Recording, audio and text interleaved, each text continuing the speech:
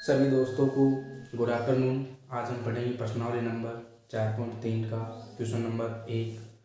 दोस्तों 3 दिन से जो है वीडियो अपलोड नहीं हुआ था, इसलिए सॉरी। देखते हैं क्वेश्चन नंबर 1 क्या है। आपको स्क्रीन पर दिख रहा होगा कि निम्नलिखित द्विघात समीकरणों के मूलों का अस्तित्व हो तो उन्हें पूर्ण वर्ग बनाने वाली विधि के द्वारा ज्ञात कीजिए। तो देखो दोस्तों, ये 2x² माइनस 7x प्लस 3 बराबर 0 ये है। तो इसको पूर्ण वर्ग बनाने वाली विधि के द्वारा अपन को ज्ञात करना है, लेकिन पहले क्या करना है, मूलों का अस्तित्व है या नहीं है। तो एक चीज दोस्तों, मूलों का अस्तित्व की जांच कैसे करोगे आप, ये तो कभी बताया ही नहीं। तो देखो, मूलों की प्रकृति ये एक अलग से टॉपिक सा है, ठीक है दोस्तों। तो फर्स्ट देखना कि b² माइनस 4ac का मान अगर मान लो 0 से छोटा होता है, किससे छोटा, 0 से छोटा, तो मूल अवास्तविक होंगे, अवास्तविक होंगे। अर्थात अस्तित्व नहीं होगा, अस्तित्व नहीं होगा, मूलों का अस्तित्व नहीं होगा दोस्तों। फर्स्ट ये आपको पता चल गया कि अपन b² माइनस 4ac छिद्राचार्य का रूट का अंदर का जो है b² माइनस 4ac उसका अपन ज्ञात करेंगे, ठीक है दोस्तों। उसके बाद में दूसरा, इसको व्यवस्थीकरण रूप भी बोलते हैं दोस्तों। क्या, व्यवस्थीकरण रूप। देखो, अगर b² माइनस 4ac का मान 0 के बराबर आ जाता है, b का मान रखेंगे, किस रूप में होता है समीकरण आपको पता है कि ax² plus bx plus c के रूप का होता है। तो दोस्तों a b c b a और c, इनके सबके मान यहाँ पर रख के अगर 0 के बराबर आ जाता है वैल्यू, तो क्या होगा,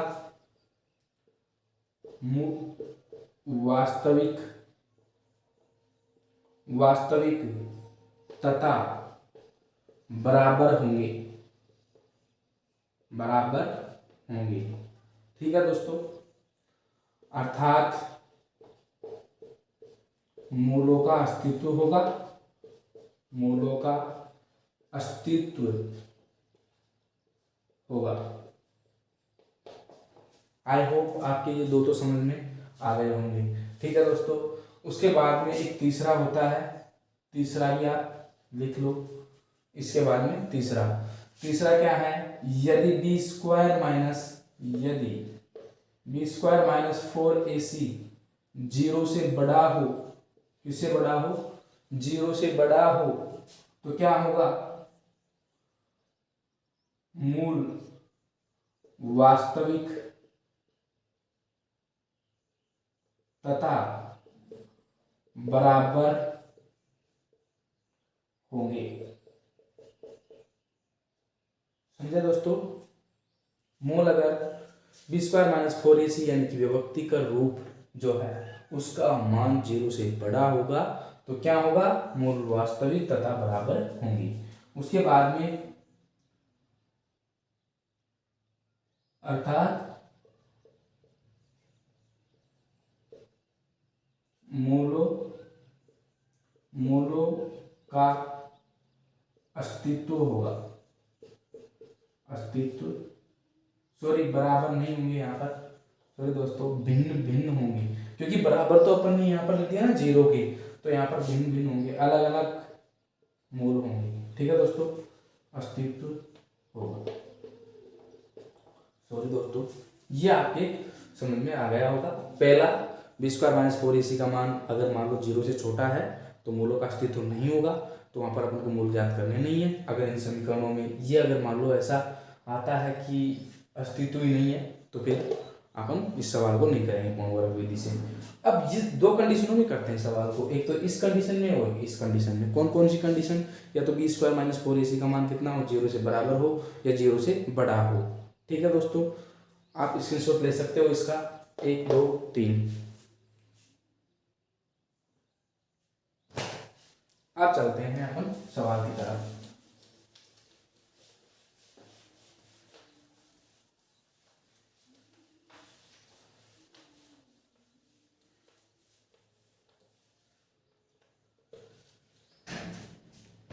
देखो दोस्तों,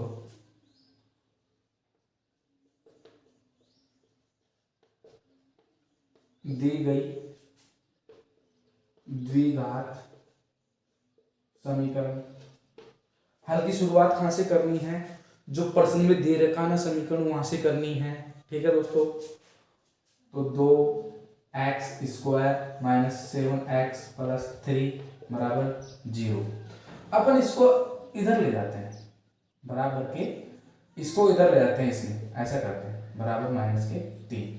ठीक है दोस्तों, अब देखो पूर्ण वर्ग बनाने के लिए पूर्ण वर्ग समीकरण को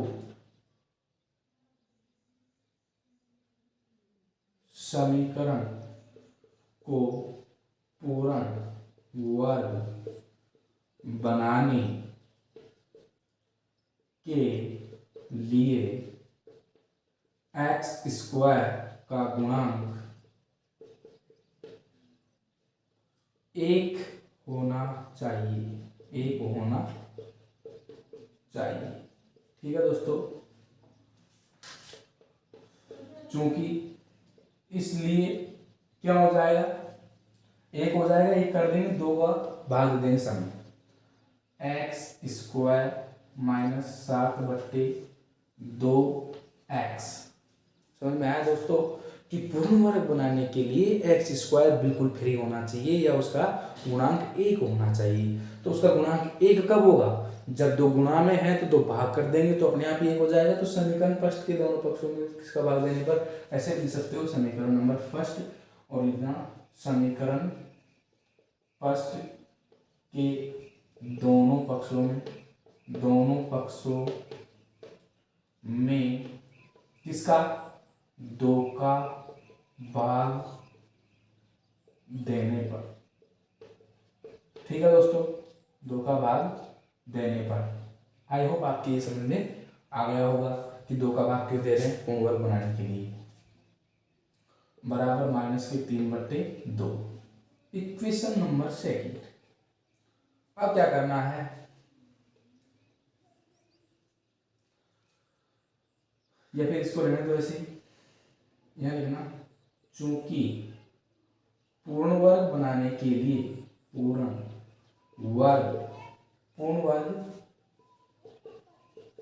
बनाने के लिए क्या करेंगे, पूर्ण वर्ग बनाने के लिए x के गुणांक का आधा करो। किसके गुणांक का? x के गुणांक का। ढंग से समझना दोस्तों, x के गुणांक का आधा करो, वर्ग करके दोनों पक्षों में जोड़ दो। समझे? x के गुणांक का आधा करो, वर्ग करो उसका और दोनों पक्षों में जोड़ दो। ठीक है दोस्तों, तो पूर्ण वर्ग बनाने के लिए x के गुणांक का आधा, आधे का वर्ग दोनों पक्षों में जोड़ने पर।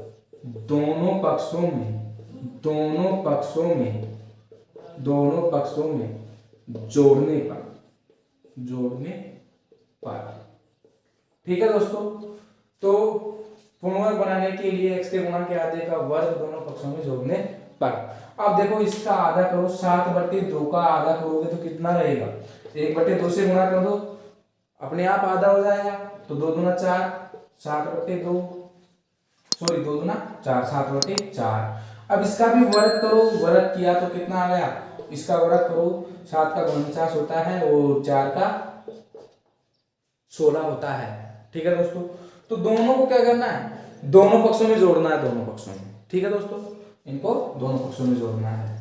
तो देखो क्या हो जाएगा, x² माइनस 7/2x माइनस 749। देखो इसका आधा करो, बट्टे में 2 है तो बट्टे में 4 हो जाएगा, आधा करने पर 1/2 से गुणा होता है, तो 7/4 हो गया। 7 का वर्ग 49, 7 का वर्ग 49 और 2 4 का वर्ग 16 बराबर -3/2 प्लस, दोस्तों ये जोड़ना है। ठीक है, ये जोड़ना है अपन को। देखो दोस्तों यहाँ पर 3-3/2 प्लस -3/2 प्लस कितने हो जाएंगे, दोनों पक्षों में जोड़ देना है, 49/16। ठीक है दोस्तों, तो यहाँ पर देखो एक सरल समीकरण बनेगी। पूर्ण वर्ग विधि का मतलब क्या है कि एक ऐसा समीकरण मिले जिसका अपन वर्ग कर दें, ऐसा समीकरण मिले कि उसका वर्ग सिर्फ और सिर्फ 2 चीजों में बढ़ जाए, इतने बड़े नहीं आए, तो उसका वर्गमूल निकाल के अपन संख्या का वर्गमूल निकाल के उसका आंसर निकाल सके।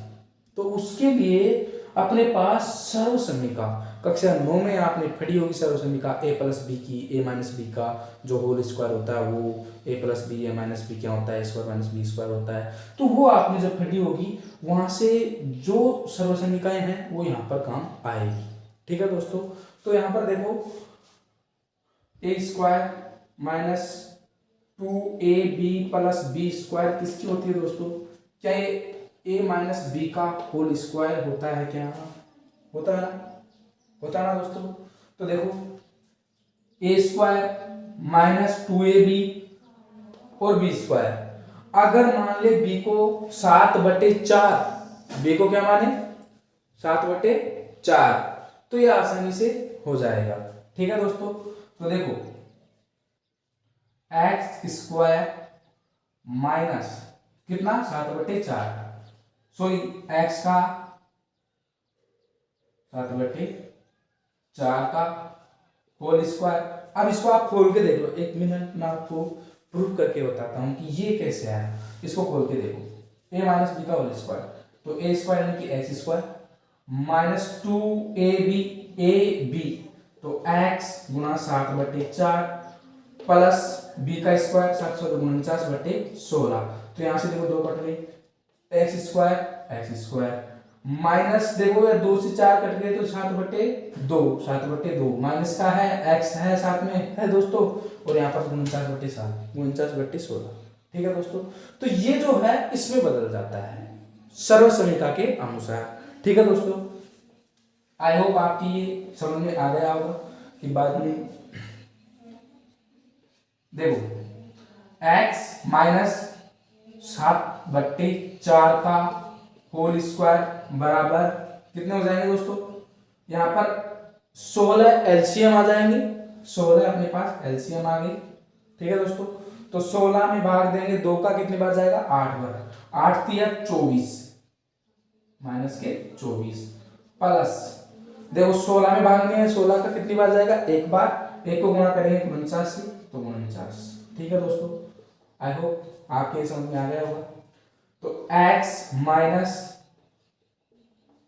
4 का होल स्क्वायर बराबर 49 में 24 गए तो 25 बचे दोस्तों, 25/16, 25/16। अब देखो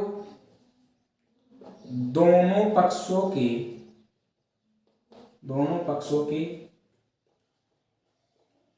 वर्गमूल करने पर, वर्गमूल लेने पर, ठीक है दोस्तों, दोनों पक्षों के वर्गमूल ले लेते हैं। अब वर्गमूल का मतलब क्या होता है दोस्तों, आपको पता होगा कि घात में 1/2, तो x माइनस 7/4 की स्क्वायर है गुणा में 1/2, क्योंकि वर्गमूल ले रहे हैं और वर्गमूल का मान कितना होता है 1/2। ठीक है दोस्तों, तो यहाँ पर देखो, और इसका हो जाएगा 25 का 5 वर्गमूल होता है कि नहीं होता है, या फिर 25/16 वर्गमूल, ये ठीक है दोस्तों। तो यहाँ से 2 से 2 कैंसिल आउट, x माइनस 7/4 बराबर कितना आ जाएगा, प्लस माइनस के कितने 5/4, क्योंकि 25 का वर्गमूल कितना होता है 5 और 16 का वर्गमूल कितना होता है 4। ठीक है दोस्तों, आप देखो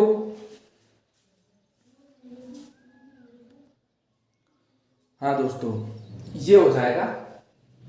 अब देखो, ये देखो x बराबर, ये माइनस का इधर आएगा तो प्लस में हो जाएगा दोस्तों, 5/4 प्लस 7/4। तो यहां से x बराबर कितने हो जाएंगे दोस्तों, एक बार तो ले लेते हैं प्लस, एक बार तो ये प्लस वाला चीज ले लेते हैं। तो x बराबर कितना रहेगा, 5/4 प्लस 7/4 कितना हो जाएगा 12/4, तो 4×3=12। ठीक है दोस्तों, x का मान एक तो कितना आ गया 3। अब ये तो था प्लस लेने पर, अब माइनस लेने पर, यानी कि ऋणात्मक चिन्ह लेने पर। ठीक है दोस्तों, माइनस लेने पर कितना आ रहा है, माइनस लेने पर कितना आ रहा है, देखो दोस्तों, x बराबर -5/4 प्लस 7/4। तो यहां से 7 में से 5 गए तो कितने बचे दोस्तों, 2, तो 2/4 1/2। ठीक है दोस्तों, अतः मूल कितने होंगे, 1/2 व 3 होंगे। आई होप आपके ये समझ में आ गया होगा दोस्तों। ठीक है दोस्तों, अब आगे चलते हैं सवाल नंबर 2 की तरफ। ये बिल्कुल अगर आपके समझ में आ गया तो आप प्रत्येक सवाल कर सकते हो, इसी तरीके से सारे सवाल होंगे। ठीक है दोस्तों,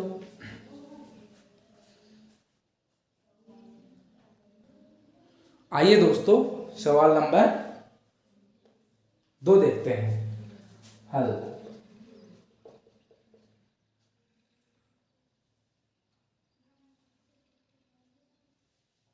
देखो दोस्तों, दिया गया द्विघात समीकरण, क्या है, 2x² प्लस x माइनस 4 बराबर 0।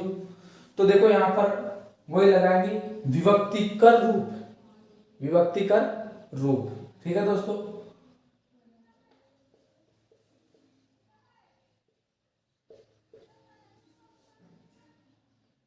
रूप क्या होता है, b² minus 4ac।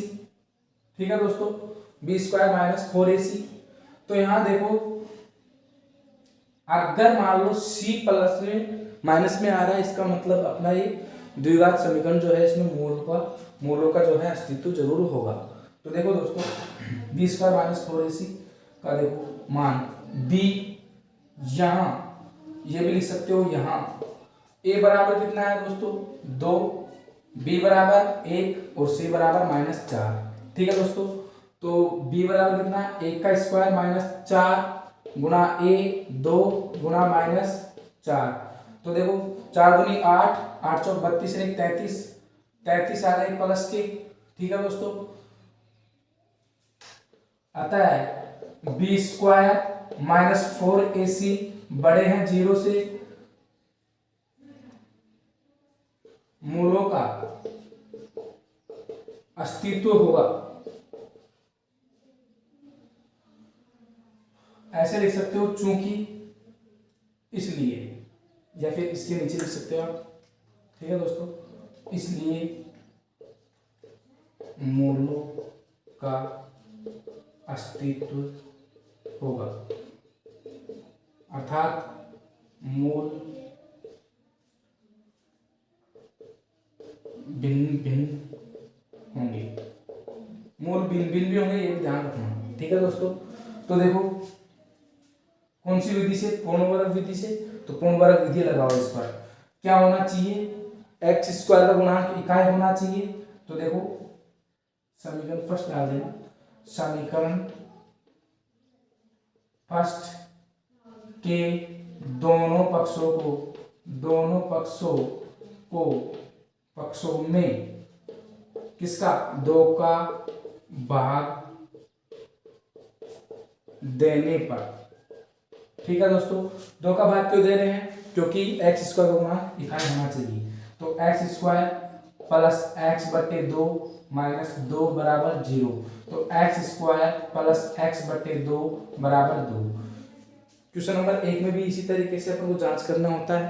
Question number जो सवाल नंबर 1 था दोस्तों, उसमें भी अपन को इसी तरीके से जांच करना जरूरी है कि द्विघात समीकरण है, विभक्तीकरण रूप है। ठीक है दोस्तों, अब देखो इसका आधा दोनों पक्षों में जोड़ना है। x के गुणांक का आधा आधे का वर्ग दोनों पक्षों में जोड़ने पर। ठीक है दोस्तों, जोड़ने पर।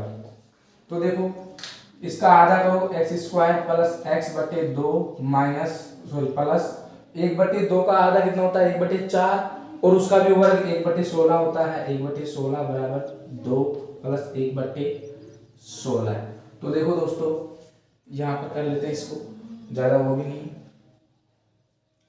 देखो यहां से देखो x प्लस 1/4 x प्लस 1/4 का होल स्क्वायर बन गया आपके पास सर्वसमीका a प्लस बी का होल स्क्वायर। जो सर्वसमीका होती है उससे a square plus B 2ab plus B square यानी कि a प्लस बी का होल स्क्वायर सर्वसमीका बन गई। और बराबर में 16 गुना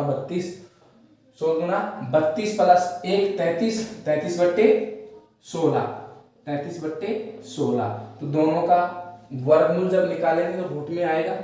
ठीक है दोस्तों, तो कितना रहेगा x प्लस 1/4 बराबर रूट में 33/4।